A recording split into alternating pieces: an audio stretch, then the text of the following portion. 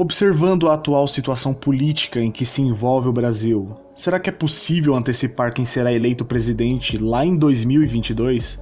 É claro que parece algo até bastante presunçoso querer tão precocemente prever alguma coisa em meio à enigmática e tão confusa política brasileira. Faz pouco mais de apenas um ano que o Bolsonaro foi eleito para o posto mais alto da República Federativa do Brasil. Ele está apenas 10 meses à frente do governo, então ninguém ainda está pensando em 2022. E o brasileiro comum, longe de querer se aventurar em entender o cenário político complexo brasileiro, ele só quer principalmente duas coisas: paz e estabilidade econômica. Mas isso não me impede de conjecturar alguns pontos acerca do Brasil de hoje. 1. O enfraquecimento versus a sede de poder da esquerda. Atualmente nós temos no Brasil uma esquerda muito frustrada por perder grande parte do poder e influência política que tinha tanto a nível federal como a nível estadual e municipal. Ao menos se falarmos do PT, que devido à sua péssima gestão e escândalos de corrupção em que ele se envolveu enquanto ainda era governo, queimou grande parte do prestígio e capital político que o partido ainda dispunha com a população. Porém, é bom a gente ressaltar que a esquerda ainda não está morta no Brasil, ela ainda apita bastante em muitos estados, e no Congresso ela ainda tem relativamente bastante força. E lembrando que não existe só o PT de esquerda por aqui, né? Então nós podemos acompanhar o crescimento de outras vias de esquerda que não seja o PT. E aqui eu tô falando do próprio PDT, que há tempos já é um grande partido de viés socialista e progressista no Brasil, só que um pouco moderado, e o crescimento de uma ala mais radical, como o PSOL, o PCdoB e afins, que cresceram em importância principalmente pela extremização de muitos grupos sociais no Brasil. 2. Possibilidade de aprovação das reformas estruturantes. Em meio também a tantas reformas que o atual governo dito de direita já fez, está fazendo e pretende fazer, como a reforma da Previdência, a reforma tributária, a reforma administrativa, a revisão do Pacto Federativo, a abertura da fechadíssima economia brasileira, isso, se concretizado, certamente irá desafogar bastante o Brasil do mar de instabilidade e corrosão social e econômica promovidas pelos governos anteriores. E, querendo ou não, isso vai encher a bola do governo Bolsonaro de uma forma que o prestígio dele vá lá pra cima. Porque hoje os problemas econômicos no Brasil são tratados como prioridade, os problemas a serem resolvidos com maior urgência. Então, amenizar os problemas de cunho econômico atualmente no Brasil iria credibilizar qualquer presidente que seja. E terceiro, problemas de comunicação e intrigas da direita.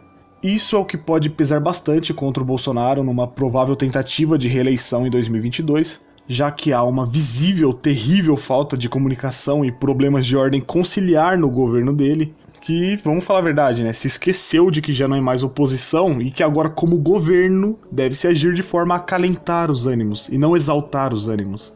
Então, há de se haver prudência entre os participantes desse atual governo, bem como dos simpatizantes e apoiadores do mesmo, mas principalmente dos participantes. Dar declarações controversas que podem ser interpretadas de forma a ser usadas contra o próprio governo é o maior mal, tanto do Bolsonaro como das pessoas próximas a ele. Como, por exemplo, a fala recente do Eduardo Bolsonaro sobre a volta do AI-5, que foi um prato cheio para a imprensa e para os opositores, que já não são lá cheios de boas intenções, né? Massacrar moralmente quem carrega o nome de Bolsonaro. É óbvio que a mídia é parcial e sempre joga contra a direita, mas a atrapalhada maior quase sempre vem da tagarelice dos próprios representantes desse governo que ainda não aprenderam a ser governo, diga-se de passagem. É claro que uma volta ou a criação de algo como foi o AI-5 hoje é impossível, mas quando você dá brecha desse jeito, qualquer fala de cunho autoritário que possa ser, vindo de um dos integrantes do atual governo, sempre gerará uma polêmica taxativa enorme. E alguém com experiência na política e que agora faz parte da situação deveria saber muito bem disso. Pois bem, uma coisa é óbvio, é incontestável, é perceptível, é gritante, seja lá qual for a palavra que você queira usar.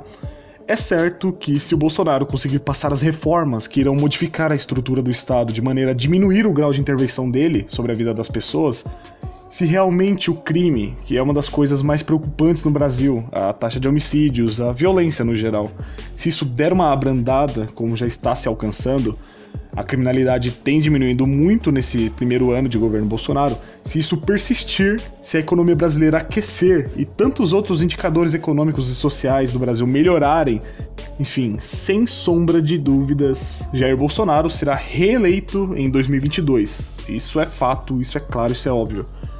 A cultura brasileira é de reeleger o presidente ou alguém indicado por ele quando as coisas estão indo bem, basicamente. O brasileiro não quer saber de picuinha de partido, se o Flávio Bolsonaro vota contra o próprio pai num projeto de lei, se Carlos Bolsonaro tá dando mole no Twitter queimando o filme do governo Bolsonaro, se a produtividade é crescente, se um período de relativa paz é alcançado e o desenvolvimento econômico é evidente. O presidente sempre leva o crédito e ele é reeleito, ponto. Pode a esquerda espernear, pode a esquerda se reestruturar, se organizar, pode a intriga comer solta entre as personalidades da direita, não interessa. Se as pessoas sentem segurança ao voltar para casa, se elas conseguem ter uma melhor condição de vida do que tinham antes, logo elas vão atribuir, mesmo que inconscientemente, que é o governo o responsável direto pelo bom momento delas e da sociedade como um todo. Agora, pode as reformas do governo não passarem justamente por declarações controversas do presidente ou por picuinhas de partido, o que dilui a base de apoio do governo Bolsonaro? Pode, acontece e é bem possível que isso aconteça. Isso pode acontecer e melar totalmente a força de decidir alguma coisa do poder executivo.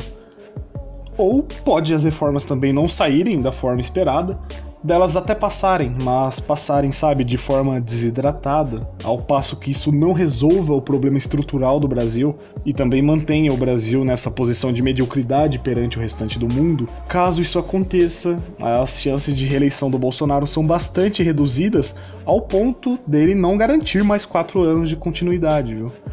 E o Macri, Maurício Macri na Argentina, é o exemplo perfeito pra gente ilustrar isso aqui. O Macri, ele não conseguiu passar as reformas estruturantes as quais necessitava a Argentina. Seu governo então foi sabotado, mas também faltou pulso para fazer acontecer. A economia cresceu lentamente e até teve ano que regrediu. E o resultado nós vimos recentemente com a volta de Cristina Kirchner ao poder, agora como vice-presidente. Bom, parece que o Bolsonaro a princípio já se sai melhor que o Macri com uma aprovação da reforma da Previdência, mas isso por si só não garante de forma alguma que a economia decole de uma hora para outra. Tudo passa por um conjunto de propostas aprovadas que diminuam as aberrações burocráticas no Brasil. Só que os problemas de articulação, aliado aos problemas de comunicação do governo, que de vez em sempre soltam umas pérolas por aí, e por vezes isso até causa repulsa em possíveis apoiadores do governo Bolsonaro dentro do Congresso, isso pode trazer seríssimos problemas a uma possível tentativa de reeleição em 2022. E caso isso ocorra, caso o governo não seja capaz de dar um jeito nos problemas mais inquietantes para os brasileiros, isso certamente abrirá um caminho largo para concorrentes do Bolsonaro que almejam a presidência, e candidatos de esquerda, diga-se de passagem, já que o fenômeno Bolsonaro praticamente monopolizou em si a opção da direita. Então, como adversário direto de Bolsonaro em 2022, o Lula seria o primeiro que vem à cabeça, porque tem toda aquela galera que é muito fã do Lula, até pelo suposto crédito que ele tem pelo crescimento econômico brasileiro da primeira década desse século. Mas nós não sabemos se ele vai estar livre mesmo para concorrer, ou se mesmo solto ele poderá concorrer em 2022. Eu não sei dizer, mas vamos excluí-lo, até porque ele tem uma rejeição muito estrondosa, ele é muito rejeitado por grande parte da população. O Haddad ele tem pouquíssimas chances pela rejeição que o povo tem pelo PT em si. E além do mais, o Haddad não tem todo aquele valor que o Lula tem entre os apoiadores do Partido dos Trabalhadores. Então, não sei se ele seria páreo pro Bolsonaro, até porque ele já perdeu de forma cachapante pro próprio Bolsonaro. Então, não acredito nem que ele vá concorrer pelo PT. E de qualquer forma, qualquer outro que venha a concorrer pelo PT, ele já entra em desvantagem pelo próprio capital político queimado do partido. Então, não esquece o PT como detentor do protagonismo na esquerda. Mas tem um nome que, como eu disse no começo, irá abrir caminho na esquerda, tomando o espaço deixado pelo PT entre os órfãos de representantes na esquerda, e pra mim esse é o Ciro Gomes. Mas como assim Ciro Gomes? Bem, ano passado o Ciro não teve um grande desempenho, é verdade, Mas uma vez que o PDT seja um partido tradicional no Brasil e que tem força em todo o território brasileiro, além de uma certa desenvoltura demonstrada pelo Coronel Ciro, isso com certeza irá pesar bastante e angariar muitos eleitores ao Ciro Gomes. E olha que ele já tem uma base muito forte de eleitores que já caíram na retórica vazia do Ciro Gomes ano passado.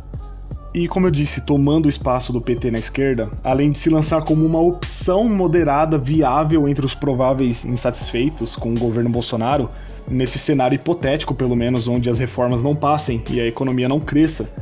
Então toda essa conjunção de fatores podem fazer do Ciro Gomes um candidato muito forte para 2022.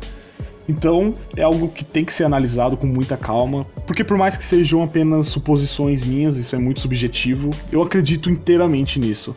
Um mau governo do Bolsonaro pode terminar numa ressurreição da esquerda na imagem de Ciro Gomes, que é tratado como alguém credenciado e capacitado entre os centristas, os isentões e a esquerda.